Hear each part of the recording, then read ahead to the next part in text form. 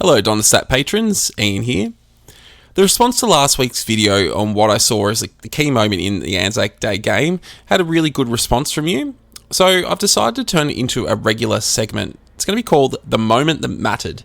This is where we'll pick a moment that we thought was crucial for the outcome of the match, or epitomise a particular aspect of the way the game was played, and go through why we thought it was important at the time.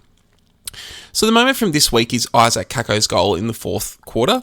It was our final goal of the game and gave us enough of a buffer to ultimately hold on in the match, but that's not why I thought it was important to highlight. It was important to me because the build-up to the goal really showed a couple of things that we had failed to do for most of the night, which to me were the key reasons why the match ended up as close as it was. You can see from the start here that we managed to hold North up from exiting their defensive 50. This was very rare for us on the night. We really struggled to prevent the ball from exiting 50, and that allowed the Kangaroos to take territory. It also meant we were starting our attacks from further back in the field, but on this occasion, we managed to hold them up, and then Peter Wright managed to get an intercept mark just outside the 50-metre line. This mark was one of the only 3 intercept marks that we took between the arcs. That's our lowest total for the year so far.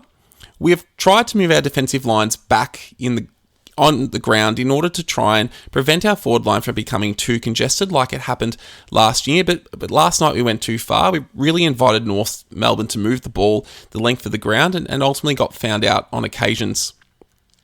The other thing this moment really highlighted was with Peter Wright's kick here. It's one of the few forward entries we managed to get deep towards goal into a dangerous position.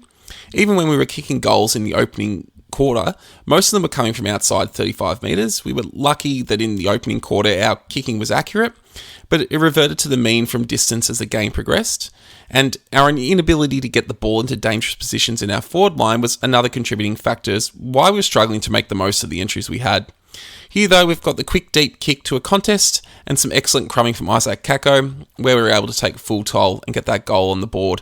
If we saw more of this throughout the game, it's likely that the game doesn't end up as close as it does.